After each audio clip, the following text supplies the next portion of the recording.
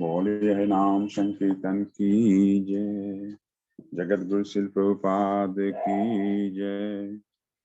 जय राधा माधव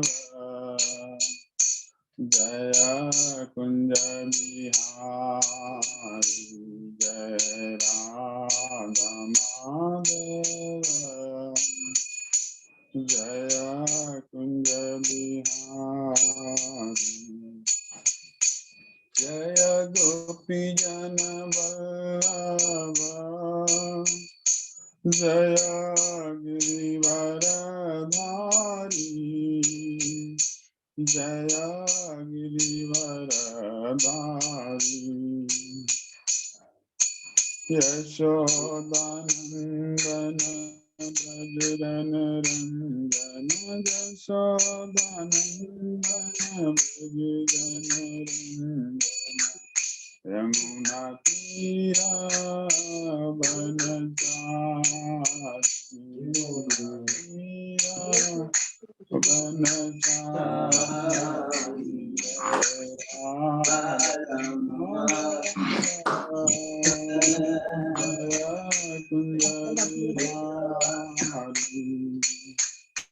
हरे कृष्णा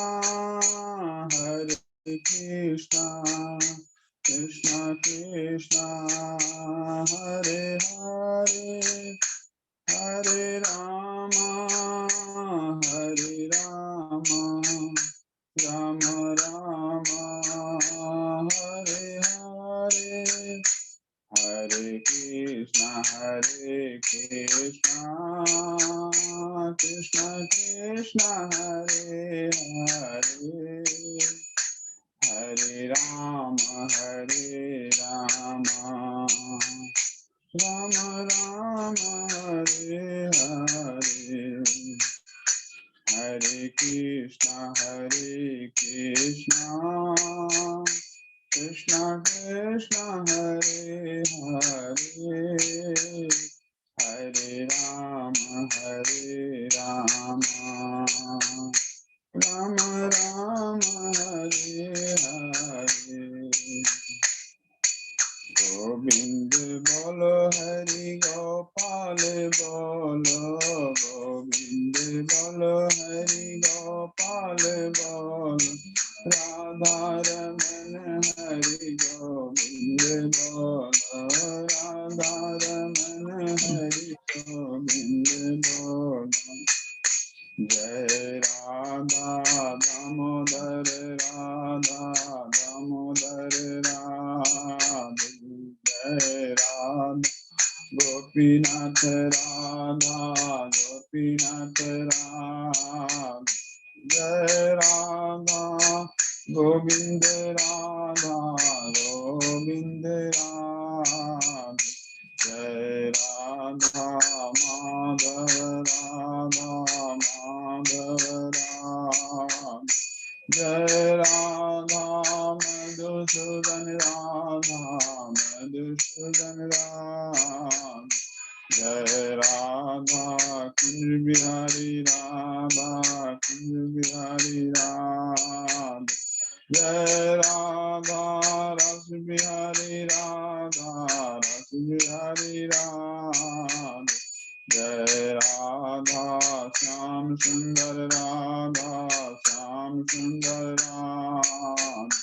जय राधा मदन मोहन राधे जय राधा केशव जय जगन्नाथ बलदेवा जय सुभद्रा जय गौरनिताय जय गौरनिताय जय गुरुदेव जय जय प्रभुपाद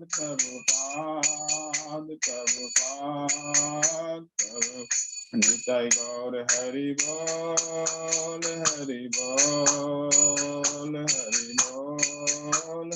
बोल निताय गौर नमामि हरि हरि बोल।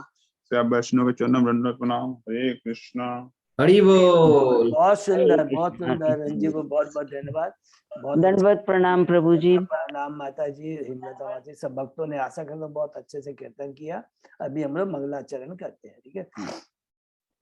ओम ज्ञान तिमिरांधस्य ज्ञानांजन शलाकया चक्षुरुन्मीलितं येन तस्मै श्री गुरुवे नमः। श्री चैतन्य मनोभीष्टं स्थापितं येन भूतले स्वयं रूप कदा मह्यं ददाति स्वपदान्तिकं। वन्देऽहं श्री गुरु श्री उद्पदकमलं श्री गुरु वैष्णवांच च श्री रूपं साग्र जातं सहगना रघुनाथं वितं तं सजीव स्वाद्वैतं सावभूतं परिचं सहितं कृष्ण चैतन्य देवं श्री राधा कृष्ण पादान सहगना ललिता श्री विशाखान्विता च नमो विष्णुपादाय कृष्णपृष्ठाय भूत श्रीमते भक्ति वेद स्वामिन इति नामिने नमस्ते सरस्वती देवे गौरवाणी प्रचारिणे निर्विशेषा शून्यवादी पाश्चात्य देशतारिणे वाञ्छा कल्पतरुभ्यश्च कृपा सिन्धुभ्येव च पतितानां पावनेभ्यो वैष्णवेभ्यो नमो नमः। नमो महावदान्याय कृष्ण प्रेम पदाय कृष्णाय कृष्ण चैतन्य नामने गौरत्विषे नमः। हे कृष्ण करुणा सिंधु दीन बंधु जगतपति गोपेश गोपिका कांत राधा कांत नमस्तुते। तप्त कंचन गौरांगी राधे वृंदावनेश्वरी विष्णुसुते देवी प्रणमामि हरिप्रिय।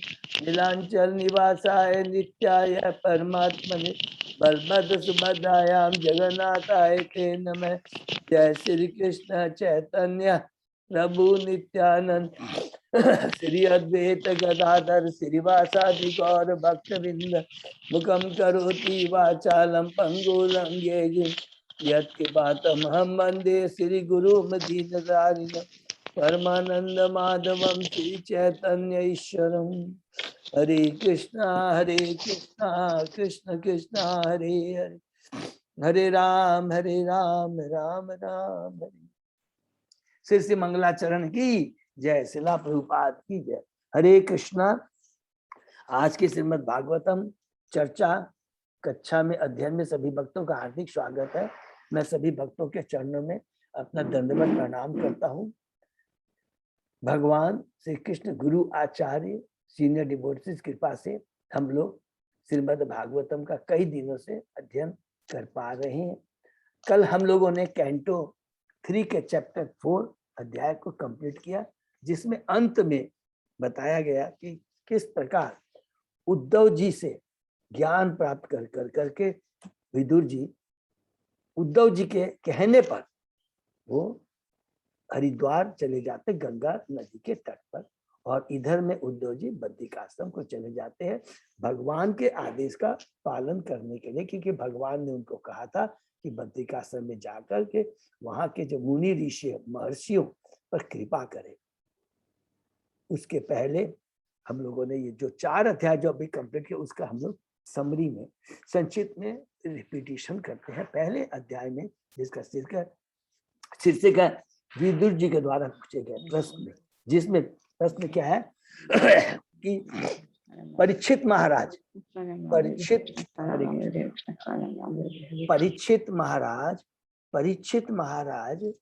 सुखदेव गोस्वामी जी से पूछते हैं कि क्योंकि इस मैन जो हमारा ये कैंटो 3 में जो हम प्रवेश किए थे उसमें मैंने क्या था कि विदुर जी की मैत्री मुनि से कब और कहाँ मुलाकात हुई। तो वही प्रश्न करते हैं परीक्षित महाराज जी कि मैत्री मुनि की को विदुर महाराज कब और कहाँ मिले और उन्होंने क्या प्रश्न किया। वही चीज आज हम 5वें अध्याय से शुरू करेंगे। ये याद बहुत इंपॉर्टेंट है, इससे कोरिलेशन हमेशा बना रहे। कोरिलेशन कैसे है? कैंटो 2 हमने खत्म किया, उसके अंदर में 10वें अध्याय में शौनक ऋषि सुत गोस्वामी से पूछते हैं, अरे सुत गोस्वामी जी, आपने हमें भक्ति के बारे में बताया, भगवान की हम लोगों ने स्वयं ब्रह्म चतुर्श्लोकी भागवतम के बारे में जो स्वयं भगवान ने ब्रह्मा जी को उपदेश दिया था 9वें अध्याय में मैं डिटेल से सुना। 10वें अध्याय में आपने जो भागवतम के 10 विषय के में सुना, अब हमको बताइए, फिर से पीछे जाते। अरे आपने कहा था ना कैंटो 1 के 13वें अध्याय में कि विदुर महाराज तीर्थ यात्रा करके वापस आते हैं। तो वो जब तीर्थ यात्रा में गए थे तो वो मैत्रेय मुनि से मिले थे, तो मैत्रेय मुनि से उन्होंने क्या ज्ञान प्रदान किया, उसी चीज को पूरा लिंक बनाते हुए सूत गोस्वामी जी बहुत खुश होते हैं। अरे सही में यही प्रश्न परीक्षित महाराज ने सुखदेव गोस्वामी से किया था। तो क्या प्रश्न किया था परीक्षित महाराज जी ने कि विदुर जी जब मैत्रेय मुनि से कब और कहाँ मिले थे, और दूसरा कि उन लोगों के बारे में क्या, उन लोगों के बीच में क्या वार्ता हुई। हमने संक्षेप में पढ़ा सॉरी कि विदुर जी हमने पढ़ा भगवान और भगवान के भक्त, जो कि विदुर जी और मैत्रेय दोनों ही परम भक्त हैं। और परम भक्तों भक्ता श्रोता के बीच में जो भी वार्ता होती है वो परम दिव्य होती है। दिव्य का मतलब हो गया, परम का मतलब हो गया वो भगवान के भक्तों से और बद्ध जीवों के कल्याण के लिए होती है। बद्ध जीवों के कल्याण के लिए भी जो बात होती है वो परम होती है। क्यों होती है परम दिव्य? इसलिए बोलते हैं कि आत्मा भी दिव्य है। एक एक चीज का याद नहीं, आत्मा भी दिव्य है। हम सब जांच भगवान के अंश हैं, तो उनके बारे में कल्याण के बारे में होता है। इसका मतलब वो भगवान से ही संबंधित है, क्योंकि हमारा भगवान से शाश्वत संबंध है। एक एक चीज को हम लोग याद करेंगे कब दिव्य किसको बोलते हैं। तो आत्मा के कल्याण के बारे में भी जो वार्ता होती है वो दिव्य होती है, क्योंकि आत्मा सच्चिदानंद है, भगवान सच्चिदानंद है, भगवान का धाम सच्चिदानंद है। उसी के बारे में खाली बात होनी चाहिए, वार्ता होनी चाहिए, बाकी सब प्रजल्प कहलाता है। तो यही बात कहते हैं कि जो बातें हुई होंगी बहुत उत्तम हुई होगी, दिव्य हुई होगी। उसके बाद में हमने दीप में संक्षेप में पढ़ा कि किस प्रकार हस्तिनापुर के अंदर में जब 5 पांडव रह रहे थे, पांडु की बहुत कम उम्र में ही देहांत हो गया था। उनका पूरा भारण पोषण धृतराष्ट्र के हाथ में था, लेकिन धृतराष्ट्र दुर्बुद्धि, जो कि आंखों से ही अंधा नहीं था, केवल आध्यात्मिक दृष्टि से अंधा था, पितृहीन अपने भतीजे के ऊपर कैसे अत्याचार किया, किस प्रकार उनको लक्षागृह में उनको जलाने मारने का प्रयत्न किया, जुए में छल से हराया गया, वनवास भेजा गया। वापस जब वनवास से उनको उनका उचित जो अधिकार है, राज्य जो उनको मिलने का था, दिया नहीं गया। भगवान श्री कृष्ण स्वयं प्रयास करते हैं, लेकिन उसका भी उन्होंने अनसुनी कर दी। फिर उसके बाद में विदुर जी स्वयं प्रयास करते हैं, आते हैं और कहते हैं दुर्योधन को कि ये तुम अभक्त है, ये तो पूरा अपराध से पूर्ण अपराध रूप ये दुर्योधन, तो तुम पालन करे, उसका संग कर रहे हो, जो कि भगवान से ईर्ष्या करता है, सारे गुणों से विहीन हो गया है। दुर्योधन ये सुन कर करके विदुर महाराज को अपशब्द यूज करता है, और उसके बाद विदुर महाराज जी वहां से निकल जाते हैं, ये समझ कर कि भगवान का आदेश है। तीर्थ यात्रा में जाते हैं, बहुत सारे तीर्थों का दर्शन करते हुए उसके अंत में सरस्वती नदी के तट पर जितने भी तीर्थ स्थान का दर्शन करते हुए यमुना नदी के तट पर आते हैं, जहाँ पर उनकी मुलाकात उद्धव जी से होती है। उद्धव जी को प्रणाम करते हैं। उद्धव जी याद रखेंगे वो भगवान के चचेरे भाई हैं, पूरा उनका रूप आकार सब कुछ एकदम कृष्ण की तरह है। जब वो उद्धव जी जाते हैं वृंदावन, तो वहां की गोपियां सब कंफ्यूज हो जाती है, वो सोचते कृष्ण आए, एकदम पूरा रिसेम्बलिंग, एकदम पूरा कृष्ण से मिलते जुलते उद्धव जी, वो चकित हो जाते हैं। और वो बृहस्पति के पुत्र हैं, याद रखेंगे। भगवान के बारे में विदुर जी यहाँ पूछना शुरू करते हैं उद्धव जी से। बहुत डिटेल में पढ़ा कि किस किस के बारे में पूछते हैं। जब देखा उद्धव जी ने भगवान के बारे में वार्तालाप हो रही है, तो उनको भगवान का स्मरण हो आया, और हम दूसरे अध्याय में प्रवेश करते हैं। शीर्षक ही है भगवान का स्मरण। कुछ समय तक कुछ बोल नहीं पाते हैं, उसके कुछ समय एक मुहूर्त के बाद में कहते हैं भगवान रूपी सूर्य का अस्त हो चुका है। दुर्भाग्य की बात है, यदुवंश भी भगवान, क्योंकि सुप्रीम अथॉरिटी है, सुप्रीम, उसको भी नहीं समझ पाए। उसके बाद में अलग अलग लीलाओं को याद करते उद्धव जी, कोई सीक्वेंस में नहीं है, याद रखेंगे, अलग अलग लीलाओं के बारे में करते हैं कि किस प्रकार ब्रज बालाओं के प्रति वो कितनी बालाएं कितनी उनके प्रति अनुरक्त थी, उनके बिना रह नहीं सकती थी। उसके बाद में अलग याद करते हैं कि किस प्रकार जो विष्णु भगवान उनसे मोहित हो गए थे, किस प्रकार ब्रह्मा जी जो देवता लोग उनसे मोहित हो गए थे। पुतना के बारे में बताते हैं, शिशुपाल का किस प्रकार कल्याण करते हैं, अलग अलग के बारे में बताते हैं।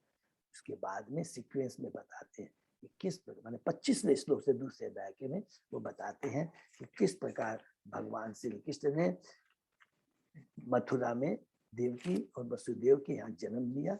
उसके बाद में वो मथुरा वृंदावन आए, यशोदानंद और नंद महाराज के पास में बहुत सुंदर सुंदर उन्होंने गोप गोपियों के संग लीलाएं की।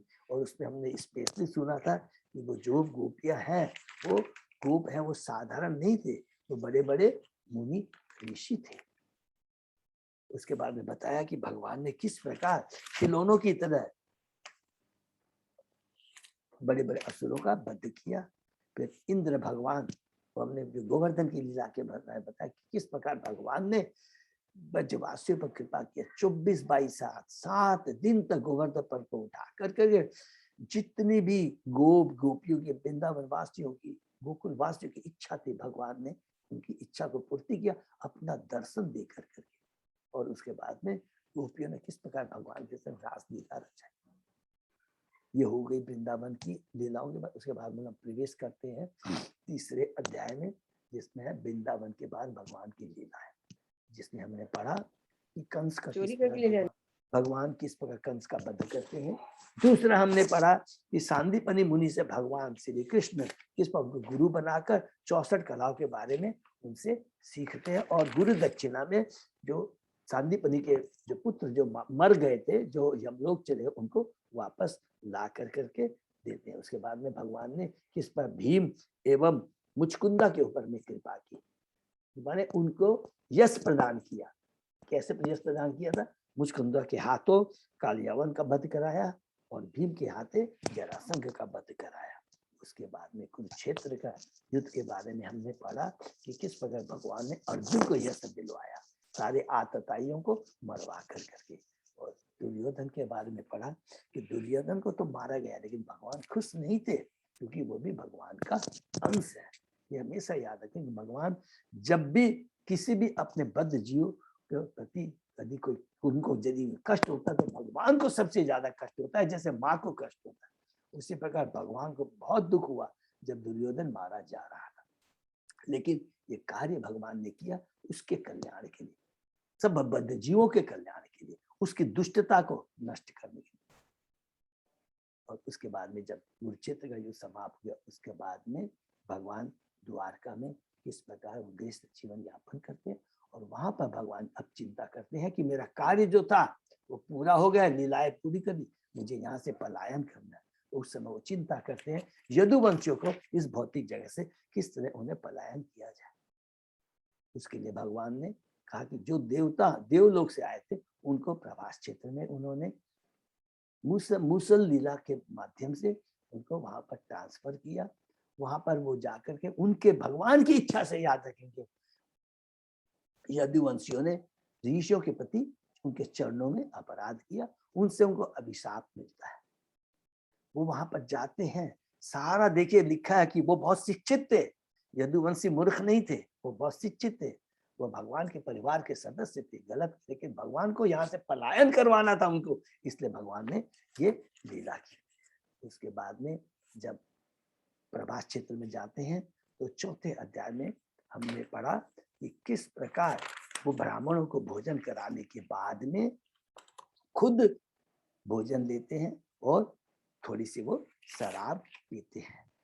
इसमें हमने पढ़ा था ये सारी जो कुछ भी हो रहा है ये भगवान की इच्छा से हो रहा है।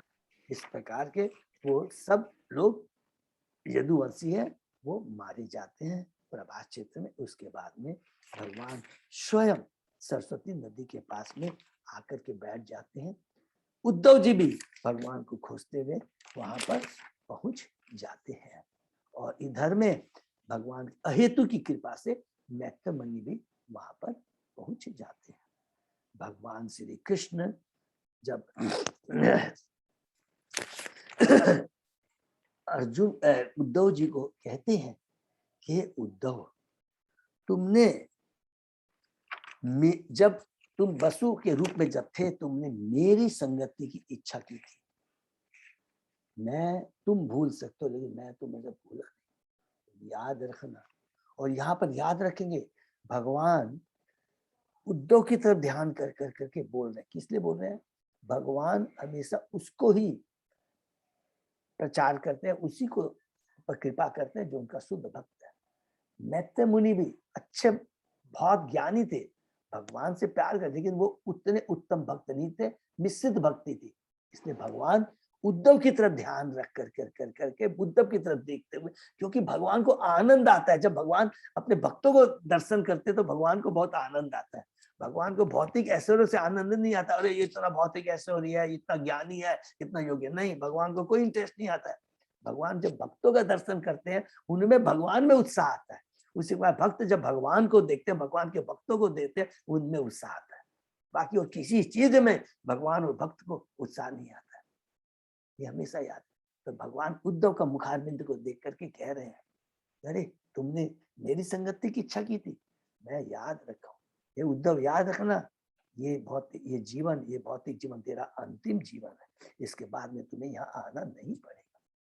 मैंने जो ब्रह्मा जी को चतुश्लोकी भागवतम सुनाई थी, किसमें? कैंटो 2 के 9वें अध्याय में मैं पढ़ा था, इससे ऊपर का ज्ञान मैं तुझे प्रदान करूंगा। तब उद्धव जी बहुत खुश हो जाते हैं और कहते हैं, हे कृष्ण, तुम्हारी जो विरोधी, जो तुम लीलाएं, जो अलग अलग लीला करते हो, हैं, तुम गृहस्थ जीवन को यापन करते हो, जबकि तुम तो निरुक्त हो, परम वैरागी हो, उसके बाद में गृहस्थ जीवन भौतिक जगत में आते हो। गृहस्थ जीवन द्वारका में सुंदर जीवन यापन किया और डरपोक बन जाते हो, जरासंध से डर के भाग जाते हो, इस तरह के कहता है। और सबसे बड़ी बात यह है, आप परम ज्ञानी होने के बाद भी मुझसे परामर्श लेते हो, एडवाइस लेते हो, वो याद करता हूँ तो मुझे बड़ा, मैं मोहित हो जाता हूँ। और बोलते हैं कि कभी बोलते मैं दुखी भी हो जाता हूँ कि भगवान इतने महान है, इतने नम्र है, इतने हम्बल है कि अपने भक्त की सेवा करने के लिए किसी हद तक पहुंच सकते हैं, सेवक बन सकते हैं, शांति वाहक बन सकते हैं, कुछ भी बन सकते हैं। याद रखें, जब याद करेंगे भगवान की लीला है, किस पर? युधिष्ठिर महाराज को जब उन्होंने स्थापित किया, वो पूरे विश्व के महाराज थे, युधिष्ठिर महाराज। और याद रखेंगे, उसी समय भगवान द्वारका में भी थे, लेकिन किसके अंडर में थे?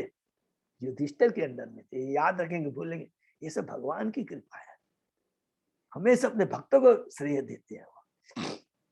उसके बाद में वो कहते हैं कि उद्धव जी कहते हैं, हे कृष्णा, मुझे दिव्य ज्ञान के बारे में आप बताइए। यहाँ पर हमने कहा कि जब उद्धव जी भगवान को दिव्य ज्ञान के बारे में कहते हैं, उसका मतलब क्या हुआ कि हमेशा हमें ज्ञान किससे लेना चाहिए? प्रामाणिक गुरु से लेना चाहिए, और किसी से नहीं लेना चाहिए।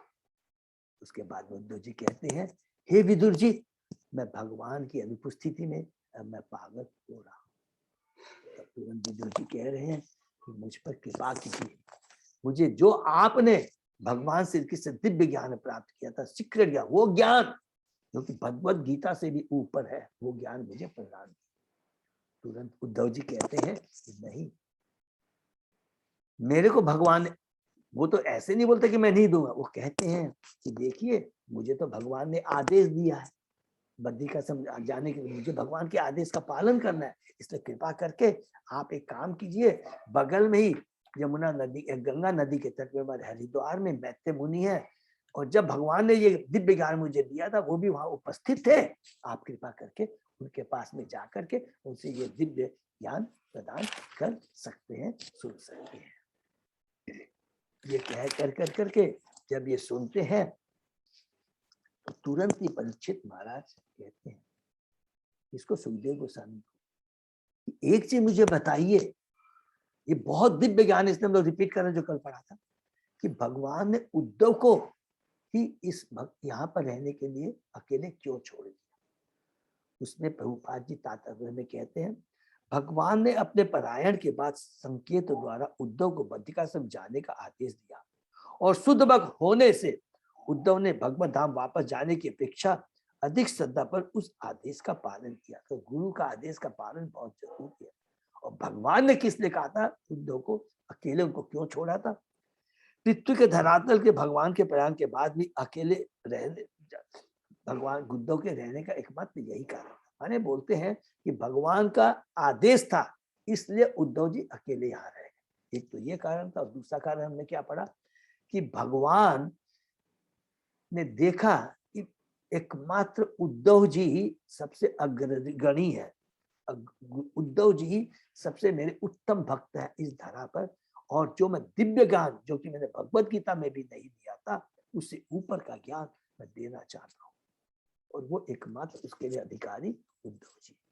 इसीलिए उन्होंने उद्धव जी को इस भौतिक जगह पर रहा। बहुत इंपॉर्टेंट था। इसके बाद में हमने पढ़ा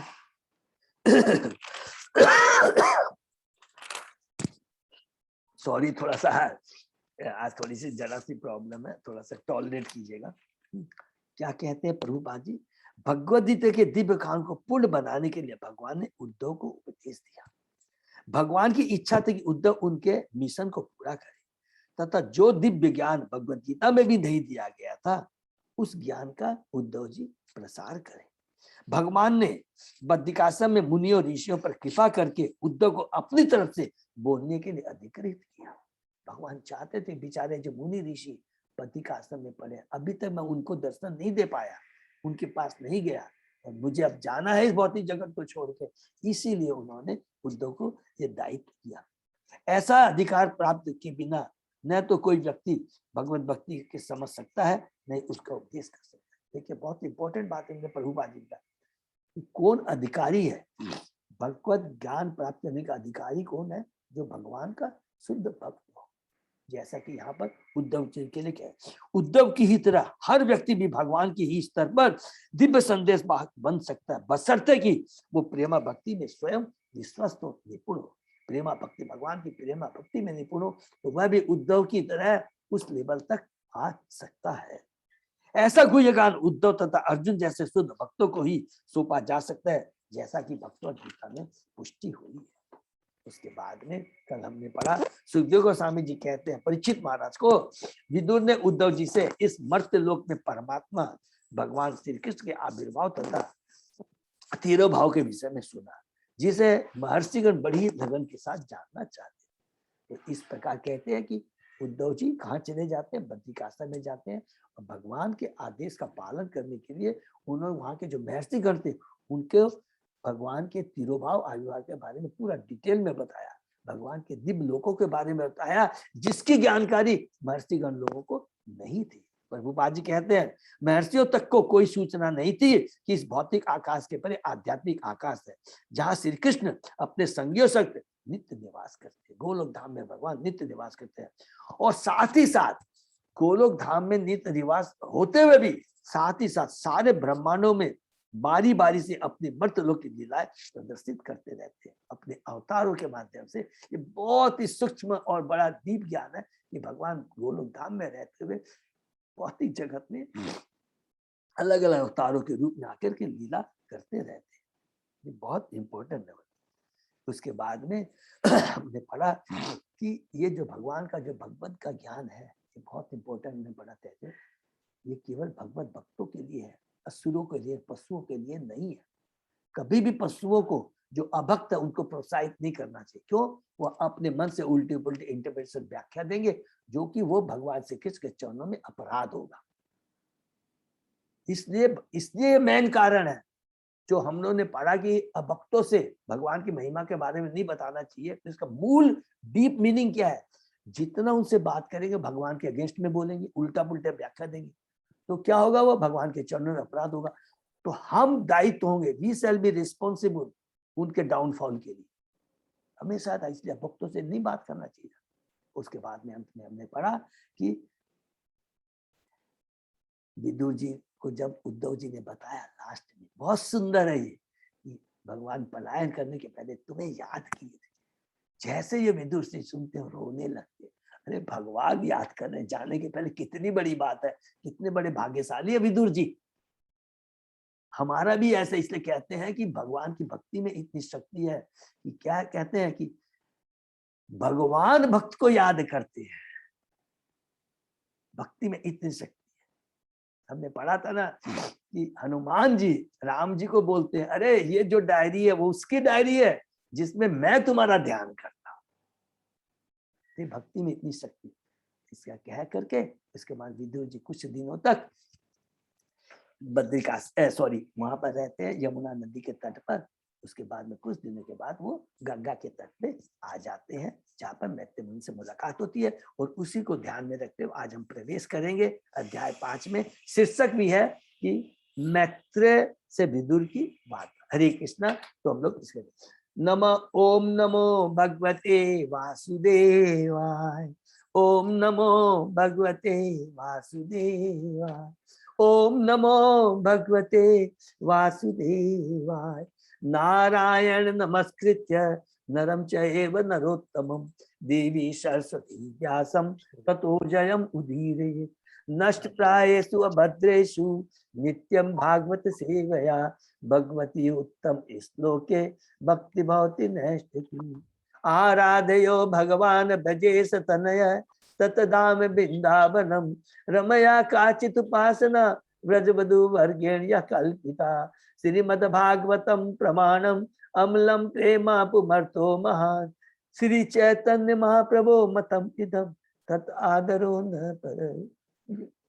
हरे कृष्ण कृष्ण कृष्ण हरे हरे, हरे राम राम राम हरे। अध्याय 5 शीर्षक है मैत्रेय से विदुर की वार्ता। श्लोक नंबर 1 से हम लोग शुरू करते। श्री शुकवाच द्वारी नद्या ऋषभ कुरूणाम नेत्रेव आचिनम अगाध बोधम छतो उपसृत्य अच्युत भाव सिद्ध प्रपक्ष सौशील्य गुणाभितृप्त। सुखदेव गोस्वामी ने कहा, इस तरह कुरुवंश के सर्वश्रेष्ठ विदुर जो कि भगवत भक्ति में पूर्ण थे, स्वर्गलोक की नदी गंगा के उद्गम हरिद्वार पहुंचे, जहां विश्व के अगाध महान विद्वान मुनि मैत्रेय आसीन थे। सुशीलता में पूर्ण तथा अध्यात्म में तुष्ट विदुर ने उनसे पूछा। हरि बोल, देखिए कितना सुंदर विदुर जी के बारे में बता रहे। सुशीलता में पूर्ण तथा अध्यात्म में तुष्ट विदुर ने उनसे पूछा। तात्पर्य, विदुर पहले से अच्युत भगवान की शुद्ध भक्ति करने के कारण पूर्ण थे। भगवान तथा जीव स्वभावतः गुणात्मक दृष्टि से एक, किंतु मात्रा की दृष्टि से भगवान किसी भी प्राणी से बहुत बड़े हैं। हम भगवान के अंश हैं। हम भी सच्चिदानंद है, भगवान भी सच्चिदानंद, किंतु फर्क क्या है? हम आत्मा है, भगवान परमात्मा, सभी की आत्मा। नंबर 1, गुणों में हम एक है, लेकिन गुणों की मात्रा में अलग अलग, क्वांटिटी में अलग है, क्वालिटी में एक ही है। सुंदर सुंदर एग्जाम्पल दे सकते हैं। समुद्र के पानी का एग्जाम्पल दे सकते हैं। समुद्र की एक जो बूंद होती है वो एक आत्मा के बराबर हुई। उसमें समुद्र की एक बूंद में जो खारापन रहता है, पूरे समुद्र के पानी में भी वही खारापन रहता है, तो वो परमात्मा हो गए।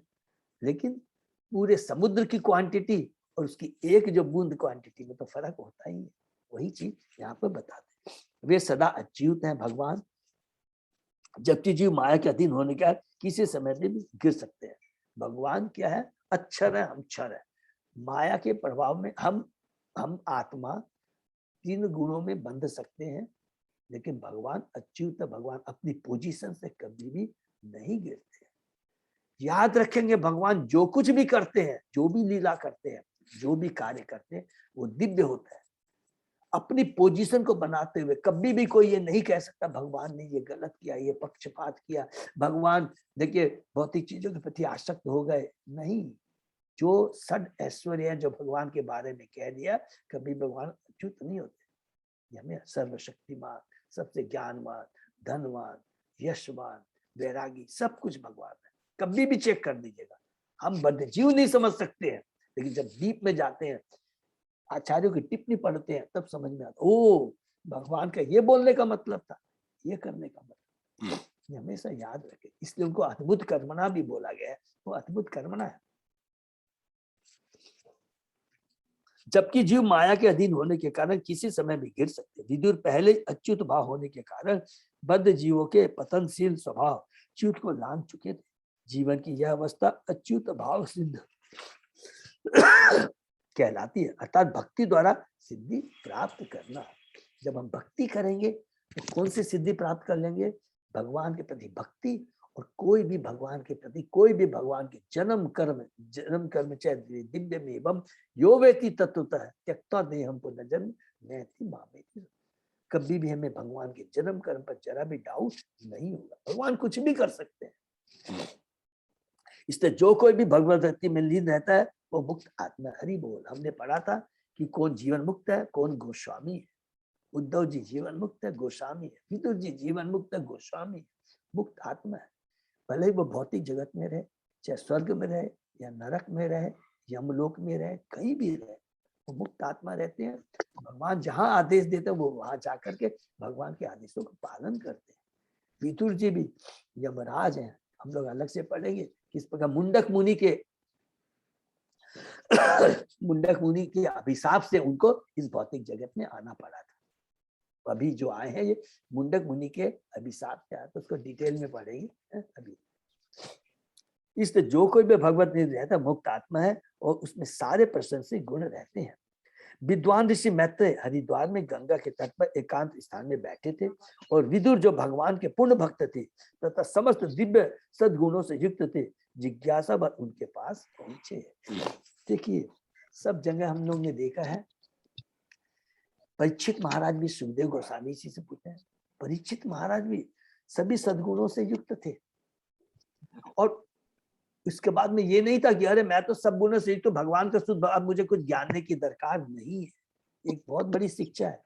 जो भगवान का शुद्ध भक्त होता है वो सदैव लगातार बार बार भगवान के नाम गुण लीलाओं का श्रवण कीर्तन करने में इच्छुक रहता है। उसको सुने बिना वो लगता है कि अधूरा है।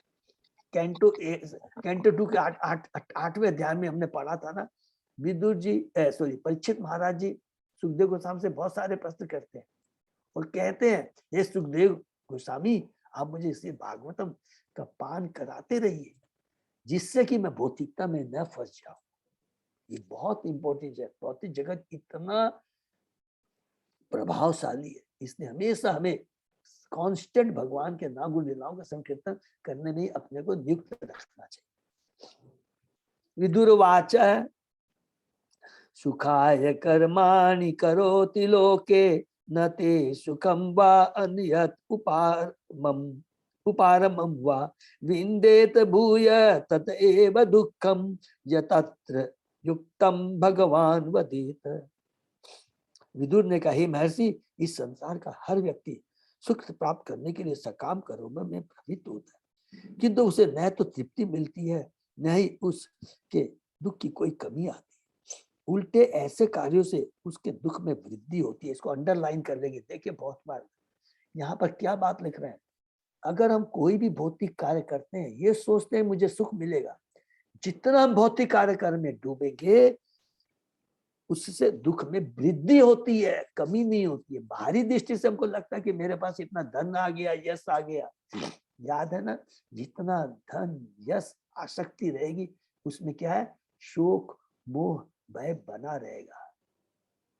कोई भी इतना भी कुछ कर लीजिए, कितना भी प्लानिंग कर लीजिए, कैलकुलेशन कर लीजिए, उल्टे ऐसे कार्य से उसके दुख में वृद्धि होती। इसलिए कृपा करके हमें इसके विषय में निर्देश की असली सुख के लिए कोई कैसे रहे, वास्तविक असली सुख कैसे।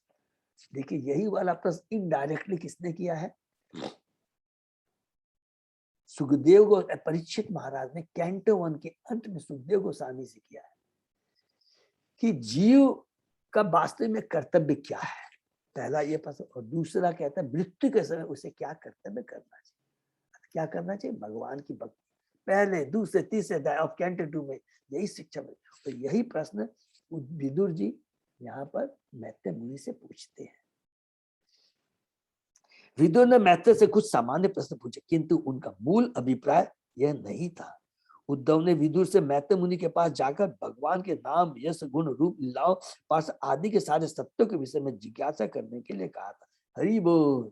तो यहाँ पर कितना सुंदर प्रभुपाद जी कहते हैं जब विदुर जी ने मैत्रेय से पूछा कि वास्तविक सुख कैसे मिल सकता है, तो कैसे मिल सकता है? केवल भगवान के नाम रूप लीलाओं का श्रवण कीर्तन स्मरण कर। तो विदुर जी का मैन उद्देश्य, जैसे ही हम भगवान के नाम गुण लीलाओं का श्रवण कीर्तन स्मरण करते हैं, उसमें स्वतः ही बद्ध जीवों का कल्याण हो जाता है, सबका कल्याण होता है। प्रश्नकर्ता, श्रोता, वक्ता, सबका कल्याण हो जाता है, सबका कल्याण हो जाता है जहां भगवान के नाम गुण लीलाओं का श्रवण कीर्तन स्मरण होता है। यही प्रभुपाद जी तात्पर्य में बताना चाहते हैं। अतः जब विदुर मैत्रेय के पास पहुंचे तो उन्हें केवल भगवान के विषय में पूछना चाहिए था, किंतु स्वाभाविक विनयशीलता बस उन्होंने एकदम भगवान के विषय में नहीं पूछा, परंतु ऐसे विषय पर प्रश्न पूछा जो जन सम्मान के लिए अत्यधिक महत्व का हो सकता था। और जन सम्मान का महत्व कल्याण किसमें होता है? भगवान के रूप गुण लीलाओं का श्रवण। इनडायरेक्टली उन्होंने पूछा। सामान्य जन भगवान को नहीं समझ सकता, सर्वप्रथम उसे माया के वशीभूत अपने जीवन की असली स्थिति जानना चाहिए। हरि बोल। जीव को अपनी वास्तविक स्थिति जानना चाहिए। क्या जीव की वास्तविक? जीव स्वरूप है कृष्ण नित्य दास, यही जीव की वास्तविक स्थिति। मोह में आकर मनुष्य सोचता है कि वह मात्र सकाम कर्मों के द्वारा सुखी हो सकता है, किंतु होता यह है कि मनुष्य कर्म तथा कर्म फल के जाल में और अधिक उलझता जाता है और जीवन की समस्या का कोई समाधान नहीं खोज पाता। इस संदर्भ में एक सुंदर गीत है। जीवन का सारा सुख प्राप्त करने की महती इच्छा के कारण मैंने यह घर बनाया, किंतु दुर्भाग्य में सारी योजना ध्वस्त हो गई, क्योंकि घर में अप्रत्याशित रूप में आग लगा दी गई। प्रकृति का नियम ऐसा ही, हर व्यक्ति भौतिक जगत में योजना बनाकर रहने से सुखी बनना चाहता है, किंतु प्रकृति का नियम इतना क्रूर है कि यह उस योजना में आग लगा देता है। हरि बोल। सकाम कर्म में अपनी योजनाओं से सुखी नहीं रहता, न ही सुख के लिए उसकी निरंतर दौड़ धूप से उसे कोई तृप्ति मिलती नहीं है, क्योंकि ये आत्मा का भोजन नहीं है। शरीर भोग चाहता है, आत्मा भोग नहीं चाहती। आत्मा तो भगवान का संग, भगवान के नाम गुण लीलाओं का श्रवण कीर्तन सुनने के लिए इच्छुक रहता है। जितने भी हम ये भौतिक चीजों के प्रति आसक्ति उसको प्राप्त ये शरीर के भोग के लिए है, इसलिए आत्मा को तुष्टि नहीं मिलती है। तो आत्मा की तुष्टि के लिए उसको भगवान रूपी नाम रूप श्रवण कीर्तन का भोजन चाहिए, नाम रूपी संकीर्तन रूपी भोजन चाहिए उसे। ये हमेशा, अदरवाइज वो कभी भी सुखी नहीं रह सकता है। हम लोग ने कई बार याद, मछली जल में ही रहती है, जल में ही उसको आनंद है। जल के बाहर अगर उसको कितना सोने के पिंजरे में डाल दे, सुखी नहीं रह सकती, मर जाएगी। उसी का हम जीव गोलोक धाम के अंश हैं। भौतिक जगत में, भौतिक जगत रूपी पिंजरे में कितना ही सुंदर पिंजरा हो, कितना ही सोने का हीरा का हो, हम सुखी नहीं रहते। ठीक है ना, बहुत सुंदर यहाँ पर। नेक्स्ट, जनस्य कृष्णात् विमुखस्य देवात् अधर्मशीलस्य सुदुःखितस्य अनुग्रहाय ये चरन्ति नूनं भूतानि भव्यानि जनार्दनस्य। हे प्रभु, महान परोपकारी आत्माएं भगवान की ओर से पृथ्वी पर उन पतित आत्माओं पर दया दिखाने के लिए विचरण करती है। हरि बोल। परोपकारी आत्माएं, महान परोपकारी आत्मा कौन कौन हो गया? शिला प्रभुपाद हो गए, नारद मुनि हो गए, मैत्रेय मुनि हो गए, उद्धव जी हो गए, विदुर जी हो गए। ये सब महान आत्मा है, इस भौतिक जगत में अपने सुख के लिए नहीं आती है, उन पतित आत्माओं पर दया दिखाने के लिए विचरण करती है, जो भगवान की अधीनता के विचार मात्र से विमुख रहते हैं। कौन विमुख रहते हैं? जो भगवान की अधीनता के विचार से, मैं मालिक हूं, भगवान मालिक नहीं है, उनके अधीनता में नहीं रहेंगे, मैं स्वतंत्र रहना चाहता हूँ, इस तरह के विचारों से जो विमुख रहते। तात्पर्य, भगवान की इच्छाओं के प्रति आज्ञाकारी रहना हर जीव की स्वाभाविक स्थिति है, किंतु विगत दुष्कर्मों के कारण जीव भगवान की अधीनता के विचार से मुख मुड़ता है और भौतिक संसार के सारे कष्टों को भोग। किसी को श्री कृष्ण की भगवत भक्ति के अलावा कुछ भी नहीं करना होता है। अतः भगवत भक्ति के अतिरिक्त कोई भी कार्य निराधिक परम इच्छा के विरुद्ध कार्य है। हरि बोल। अगर हम देखें कितनी बड़ी, इसको अंडरलाइन कर लेंगे, भगवत भक्ति के अतिरिक्त अगर हम कोई भी कार्य करते हैं यदि वो परम इच्छा के भगवान की इच्छा के विरुद्ध है, भगवान ने कहीं भी नहीं कहा है कि यहाँ पर आकर के तुम मालिक बनो, यहाँ पर भोगो, तुम ज्यादा से ज्यादा धन, ऐसे नहीं। भगवान ने कह दिया इस उपनिषद में कि जो कुछ भी है इस जगत में वो मेरा है। तुम बद्ध जीव आप मालिक बनने के चलते इच्छा से तुम इस भौतिक जगत में आए हो, कोई बात नहीं है। तुम्हारी भौतिक जगत में अपने शरीर को मेंटेन करने के लिए तुमको जो जो चीज की दरकार है वो भी मैंने व्यवस्था कर दी है, उतना ही ग्रहण करो। चींटी से लेकर करके ब्रह्मा जी तक के लिए मैंने व्यवस्था कर दी है, उतना ही ग्रहण करो। अगर उससे ज्यादा ग्रहण करने की चेष्टा करेंगे तो उसमें कहा हम चोर कहलाए, नंबर 1 चोर कहलाएंगे, नंबर 1, क्योंकि जो चीज हमारी नहीं है उसको हम कहते हैं। दूसरा, उसके प्रति जितना आसक्त होंगे उतना ही हम इस भौतिक जगत में जन्म मृत्यु जागृति के चक्कर में हमेशा घूमते रह जाएंगे, जबकि लक्ष्य क्या है? इस गलती का निवारण करना, भौतिक जगत से छुटकारा पाना। इसलिए जो भी कार्य भक्ति का लाभ हम करते हैं वो भगवान की इच्छा के विरुद्ध है, अर्थात भगवान की इच्छा के विरुद्ध जो भी कार्य किया जाता है वो बंधन का कारण होता है। इसको नोट कर लेंगे, जो भी कार्य भगवान की इच्छा के विरुद्ध है वो हमारे बंधन का कारण होगा, दुख का कारण होगा। बार बार जन्म मृत्यु जागृति के चक्कर में हमें बाध्य होकर के इस सर्किल में घूमते रहना पड़ेगा। समस्त सकाम कर्म, अनुभव गम्य दर्शन तथा योग भगवान की अधीनता भावना के नैतिक विरुद्ध है। और जो जीव ऐसे विरोधपूर्ण कार्यों में लगा हुआ है वह प्रकृति के उन नियमों द्वारा प्राय तिरस्कृत किया जाता है जो भगवान के अधीन है। भगवान के महान शुद्ध भक्त पतितों के प्रति दयालु होते हैं, इसलिए वे आत्माओं को भगवत वापस जाने के उद्देश्य से संसार भर में भ्रमण करते रहते। हरि बोल।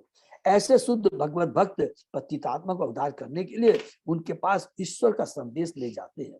अतः सामान्य व्यक्ति को जब भगवान की बहिर्गत शक्ति के प्रभाव से मोहग्रस्त रहता है उनके संगति का लाभ उठाना चाहिए। इसलिए हम बद्ध जीवों को उन भक्तों का संग कर करके अपना इसका पूरा लाभ उठाना चाहिए। मतलब इस मनुष्य जीवन जो कि बहुत दुर्लभ है उसका पूरा सदुपयोग करना चाहिए, दुरुपयोग नहीं। दुरुपयोग का मतलब हो गया भगवान के आदेश का पालन नहीं करना, सदुपयोग हो गया भगवान के आदेश का पालन करना। और भगवान के आदेश का पालन का मतलब क्या हो गया कि भगवान के नाम गुण रूप लीलाओं का श्रवण कीर्तन करना। और कैसे करना? भगवान के भक्तों के संग रह करके करना। Very simple. तत्साधु वर्य आदि सबधर्म शमन संराधित भगवान येन पुंसाम हृदि स्थितो यक्षति भक्ति पूते ज्ञानम स तत्व अधिगमम पुराणम। इसलिए हे महर्षि, आप मुझे भगवान की दिव्य भक्ति के विषय में उपदेश दें, जिससे हर एक के हृदय में स्थित भगवान भीतर से परम सत्य विषय यह ज्ञान प्रदान करने के लिए प्रसन्न हो, जो कि प्राचीन वैदिक सिद्धांतों के रूप में उन लोगों को ही प्रदान किया जाता है जो भक्ति योग द्वारा शुद्ध हो चुके हैं। हरि बोल। जो भगवान परमात्मा के रूप में प्रत्येक हृदय में, प्रत्येक जीव हृदय में विराजमान है, उस परमात्मा के बारे में बता रहे कि भगवान परमात्मा के बारे में बता रहे कि जो प्रत्येक जीव, प्रत्येक अणु के में विराजमान है। ठीक है। तात्पर्य, जैसा कि श्रीमद् भागवत के प्रथम स्कंद में पहले ही बताया जा चुका है कि ज्ञाता की बोध क्षमता के द्वारा परम सत्य की अनुभूति 3 विभिन्न अवस्थाओं में की जाती है, ब्रह्म, परमात्मा और भगवान। सबको मालूम है। यद्यपि वे एक ही हैं, सबसे समर्थ योगी अध्यात्मवादी भगवान का शुद्ध भक्त है, जो सकाम कर्मों या दार्शनिक चिंतन से रंच मात्र भी कलुषित नहीं होता। एकमात्र भक्ति द्वारा ही मनुष्य का हृदय कर्म, ज्ञान तथा योग जैसे भौतिक आवरणों से पूर्णतः शुद्ध। इसको अंडरलाइन करने के प्लीज, बहुत इंपॉर्टेंट। एकमात्र भक्ति द्वारा ही मनुष्य का हृदय, देखिए क्या लिखा, कर्म, ज्ञान तथा योग जैसे भौतिक आवरणों से पूर्णतः शुद्ध होता है। अर्थात जो हम सकाम कर्म करते हैं, ज्ञान के लिए ज्ञानी जो योगी है, ये जो सारे कार्य हैं ये एक्चुअली भौतिक आवरण से, भौतिक आवरण है, क्योंकि सब में अपना स्वार्थ होता है। भले ही हम ज्ञानी योग विद्या कर कर करके भौतिक जगत से छुटकारा पा करके आध्यात्मिक जगत में चले जाते हैं। हो सकता है कि हम लोग भौतिक डिटैच्ड हो जाए, लेकिन जब तक अटैच्ड माने जब तक भगवान से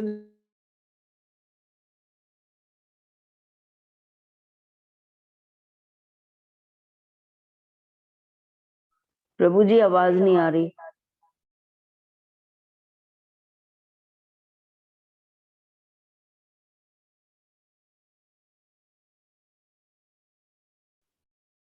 हरे कृष्णा, शायद कोई नेटवर्क इशू है, थोड़ा वेट करते हैं।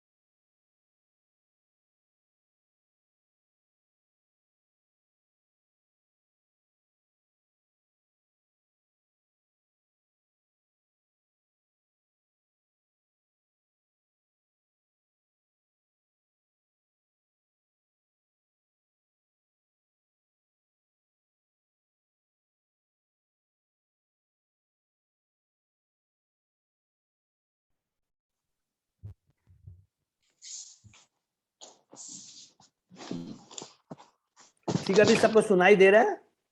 अजय प्रभु, आप प्रभु जी, हाँ प्रभु जी। Okay okay.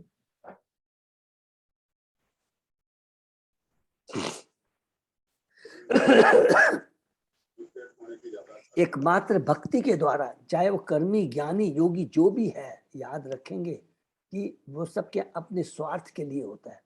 ज्ञानी योगी हमें ज्ञानी चेष्टा करता रहता है, वो ज्यादा से ज्यादा दर्शन मत शास्त्र के द्वारा ज्यादा से ज्यादा ज्ञान प्राप्त करने की चेष्टा करता है। योगी है सट अष्ट सिद्धि प्राप्त करने की चेष्टा करता है। भले ही वो भौतिक जगत से डिटैच हो जाए, लेकिन जब तक भगवान से नहीं जुड़ता है, detachment is not very important. याद रखें, शुद्ध भक्ति का मतलब क्या है? डिटैचमेंट फ्रॉम आसक्ति, भौतिक जगत से आसक्ति खत्म करना, ये कुछ भी नहीं है। जब तक अटैचमेंट विद कृष्णा, भगवान से जब तक अटैचमेंट नहीं होता है, उसका कोई महत्व नहीं है। और हम भक्ति के द्वारा स्वतः ही डिटैचमेंट हो जाएगा, अलग से कोई प्रयत्न करने की दरकार नहीं है। वही भक्ति में शक्ति है। ये बहुत इंपॉर्टेंट पॉइंट याद है। अलग से कोई हमको उस जो भगवान का शुद्ध भक्त होता है, हमने पढ़ा है, वो सबसे बड़ा परम ज्ञानी होता है, परम योगी होता है। उसमें स्वतः ही सारे गुण आ जाते हैं, अलग से कोई प्रयास करने की दरकार नहीं होती। एकमात्र भक्ति द्वारा मनुष्य का हृदय कर्म ज्ञान तथा योग जैसे भौतिक आवरण से पूर्णतः शुद्ध होता है। केवल ऐसी शुद्ध अवस्था में हर जीव के हृदय में व्यष्टि आत्मा के साथ विराजमान भगवान उपदेश देते हैं, जिससे भक्त अंतिम गंतव्य अर्थात भगवत धाम पहुंच सकता है। इसकी पुष्टि भगवत गीता में हुई है। तेसाम सतयुक्ता नाम भजताम प्रीति, अर्थात जो चतुश्लोकी भगवत गीता है, उसका ये श्लोक है। ठीक है, जब भगवान भक्त की भक्ति से तुष्ट होते हैं, तभी वे ज्ञान प्रदान करते हैं, जिस तरह उन्होंने अर्जुन तथा उद्धव के साथ किया। हरि बोल। देखिए, भगवान किसको देते हैं ज्ञान? जो भक्ति में तुष्ट होते हैं। ठीक है ना, भक्ति होनी चाहिए। भगवान उसी को दिव्य ज्ञान देते हैं जो वास्तव में उसके लायक है। ज्ञानी योगी तथा कर्मीजन भगवान के ऐसे प्रत्यक्ष सहयोग की आशा नहीं कर सकते। वे न तो भगवान को दिव्य प्रेमा भक्ति द्वारा तुष्ट करने में समर्थ होते, न ही वे भगवान की इस प्रकार की सेवा में विश्वास रखते। वैदिक भक्ति के नियमों के अंदर संपन्न की गई भक्ति विधि की परिभाषा शास्त्रों द्वारा दी गई है और महान आचार्यों द्वारा परिपुष्ट हुई है। ऐसा अभ्यास नवदीक्षित भक्त को राग भक्ति के पद तक पहुंचने में सहायक बन सकता है। वैदिक भक्ति माने साधन भक्ति, जो हम लोग अभी कर रहे हैं। कोई सबको क्लियर है ना? वैदिक माने साधन भक्ति, सारे नियमों का पालन करना, अर्चा विज्ञ करना, भागवतम के हम लोग श्रवण करना, ये करना। तो ऐसे करते करते करते हम लोग किस लेवल की भक्ति में पहुंच जाएंगे? वृंदावन के गोप गोपी और गोपिकाओं की भक्ति है, गोलोक धाम की भक्ति माने रागा भक्ति के पद तक पहुंचने में सहायक बन सकता है। वैदिक भक्ति और रागानुभक्ति रागोना भक्ति में जैसे एक एग्जाम्पल हम लोग जैसे कभी भी कोई पूछे तो हम लोग बोल सकते हैं कि वैदिक भक्ति में कोई भी नियम नहीं होता है, सॉरी रागानुग भक्ति में कोई नियम नहीं होते हैं। भक्त न तो भगवान को भगवान जानता है और न भगवान अपने को भगवान कहते हैं। जिस प्रकार एग्जाम्पल हमने दिया था कि एक जज है, घर में रहता है तो रागानुग भक्ति वाला भाव रहता है, और जब वो कोर्ट में रहता है तो साधन भक्ति वैदिक भक्ति वाला भाव रहता है। ठीक है, दास दास का भाव, जिसमें भगवान चैत्य गुरु अर्थात अच्छी चेतना से गुरु के रूप में भीतर से उत्तर देते हैं। भक्तों के अधिक सारे अध्यात्मवादी व्यक्ति व्यष्टि आत्मा तथा परमात्मा कोई अंतर नहीं करते, क्योंकि वे अति चेतना तथा व्यष्टि चेतना को एक ही समझते कि गलती करते हैं। इसको अंडरलाइन कर लेंगे, सबको मालूम है। जो मायावादी होते हैं, निरीश्वरवादी है, केवल भक्ति जानता है व्यष्टि आत्मा माने आत्मा और परमात्मा में क्या अंतर है, हमको सबने डिटेल में हमने समझ लिया। केवल ये जीव जानता है, भक्त जानता है, अभक्त नहीं जानता है। वो तो सब बोलता है अरे सब एक ही है, नहीं ऐसा नहीं है। अभक्तों द्वारा की गई ऐसी गलती उन्हें भीतर से कोई निर्देशन पाने के अयोग्य बनाती है, अतः वे भगवान के प्रत्यक्ष सहयोग से वंचित रह जाते हैं। हरि बोल। जब अनेकानेक जन्मों के बाद ऐसे अद्वैतवादी होश में आते हैं कि भगवान आराध्य हैं और भक्त भगवान से एक होते हुए भी भिन्न है, तभी वे भगवान वासुदेव की शरण ग्रहण कर सकते हैं। हरि बोल। कई जन्मों के बाद हो सकता है कि उनको ये चीज, अद्वैतवादी मीन्स अद्वैत माने कोई भी भेद नहीं है, आत्मा परमात्मा एक ही है, इस तरह का जो भाव रहता है। शुद्ध भक्ति वहीं से आरंभ होती है। दिग्भ्रांत अद्वैतवादी द्वारा परम सत्य को समझने के लिए अपनाई गई विधि अत्यंत कठिन होती है, जबकि परम सत्य को समझने के भक्ति की विधि प्रत्यक्ष भगवान से आती है। हरि बोल। देखिए भगवान की भक्ति प्रत्यक्ष है, बहुत सिंपल है, इसमें कोई भी योग्यता की दरकार नहीं होती है, कोई भी तरह के आपको भौतिक ऐश्वर्य की दरकार क्यों नहीं, आपके पास धन होना चाहिए, आप क्वालिफाइड होने चाहिए, कोई भी भक्ति कर सकता। भक्ति इतनी सरल है, शरणागति होना चाहिए, शरणागति होना चाहिए। हरि बोल। जबकि परम सत्य को समझने के भक्ति की विधि प्रत्येक भगवान से आती है, क्योंकि वे भक्ति से प्रसन्न होते हैं। भगवान केवल भक्ति से ही भक्ति से प्रसन्न होते। पत्तम पुष्पम फलम पोयम यो मे भक्त्या प्रेयच्छ। विदुर ने पहुंचते ही अनेक नवजित भक्तों की ओर से मैत्रेय से उस भक्ति मार्ग के विषय पूछताछ की जिससे हृदय के भीतर आसीन भगवान को प्रसन्न किया जा सके। हरि। तो विदुर ने पहुंचते ही अनेक नवचित्तित भक्तों की ओर से, देखिए इसको अंडरलाइन करके, विदुर कितने कृपालु हैं। नवजित भक्तों जिनको भी कंफ्यूजन है वास्तव में भक्ति क्या है, भगवान कौन है, भगवान की भक्ति कैसे किया जाए, उसको माने बद्ध जीवों के लिए विदुर जी ये प्रश्न करते हैं। परीक्षित महाराज भी ये प्रश्न। हरे कृष्णा। प्रभु यहीं पर विराम करते हैं आज। हाँ प्रभु जी, आपका हेल्थ अच्छा नहीं। हाँ सॉरी, मुझे आज क्षमा कीजिएगा। हम लोग के ऊपर कृपा कर रही है हम लोग। नहीं नहीं प्रभु, आप ऐसा बिल्कुल मत बोलिए, तो मेरे खुद आप लोग मेरे पर कृपा कर रहे हैं, लेकिन सॉरी मैं थोड़ा सा पर नहीं कर पा रहा हूँ। प्रभु जी सॉरी मत बोलिए, तो मतलब कृपा ही है। हरि बोल। तो हरि बोल। किसी का कोई बहुत ही, देखिए ये 4 श्लोक जो आज पढ़े हैं कितना अच्छा लग रहा है। क्या इसमें हमको शिक्षा मिली? जो भगवान का भक्त होता है उसमें अपना कोई स्वार्थ नहीं होता है, भगवान ही उनके लिए सब कुछ है, नंबर 1। और वो कैसे भगवान के आदेश का पालन करता है, खाली एक ही श्लोक याद रखेंगे तो हम लोग कभी गलती नहीं करेंगे। जारे देखो तारे कहो कृष्ण उपदेश, हमार आज्ञा गुरु हो तारो ही देश। चेतन महाप्रभु इस कलयुग में यही इसीलिए आए थे। भगवान ने द्वापर युग में भगवत गीता का उपदेश दिया, आत्मा कौन है, परमात्मा कौन है, मेरा उससे क्या संबंध है। उन्होंने जिसको बोलते हैं ज्ञान दिया, दिव्य ज्ञान।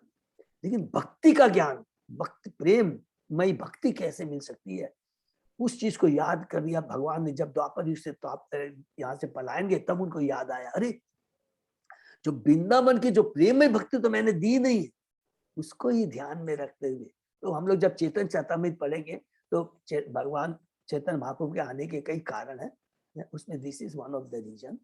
अरे वही ज्ञान देने, अर्थात हमको याद रखना है हम आचार, लेकिन प्रचार को नहीं भूलना है, ये बहुत इंपॉर्टेंट। ये 4 इसमें में याद रखेंगे, प्रचार बहुत जरूरी है, हमें ज्यादा से ज्यादा भक्तों में प्रचार करना चाहिए, तो भगवान बहुत प्रसन्न होंगे।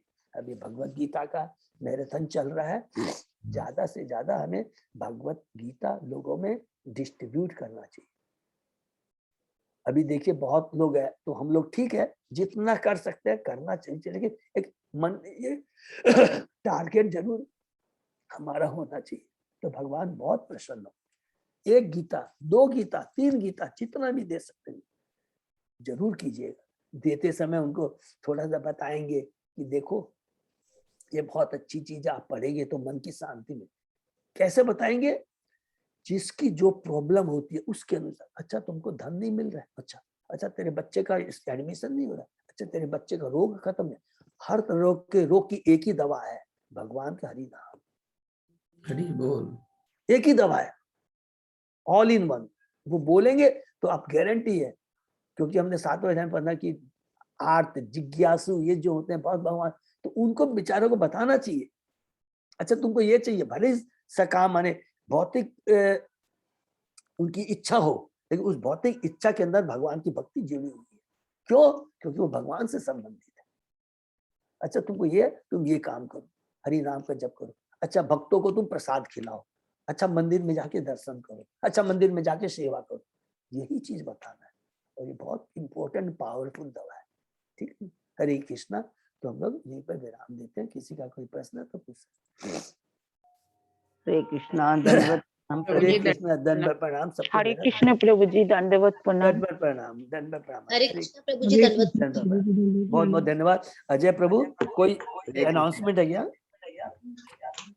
नहीं प्रभु जी, अर्चना माता जी ने अपना नाम दिया दीक्षा के लिए, तो आप तो अच्छा, हरि बोल, वेरी गुड। तो प्रभु आज खाली शाम तक जितना भी नाम आता है मेरे को बता दिए, कल मैं पोस्ट कर दूंगा। पालक पाठक कर दूंगा, पोस्ट कर दूंगा। हरे कृष्ण। हम लोग यहीं पे हरे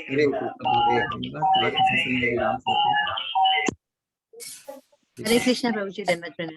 हरे कृष्ण। हरे कृष्ण।